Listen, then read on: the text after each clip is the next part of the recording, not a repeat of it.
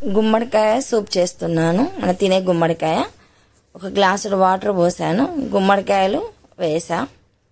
దాంట్లో 4 వెల్లుల్లి, కొంచెం పసుపు, కొంచెం సాల్ట్, రుచికి సరిపడా సాల్ట్, కొన్ని మిరియాలు, చిన్న ఉల్లిపాయ,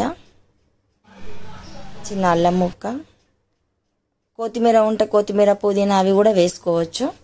కుక్కర్ పెట్టేసి ఒక 3 విజిల్స్ ఇప్పించాను. అయ్యాక మళ్ళీ చల్లారాక బ్లెండ్ చేశాను. బ్లెండర్ జార్లో వేసేసుకొని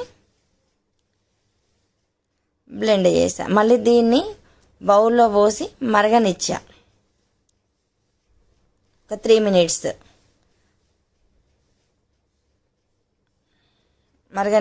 ఇలా మరగనిచ్చాక స్టవ్ ఆఫ్ చేశాను.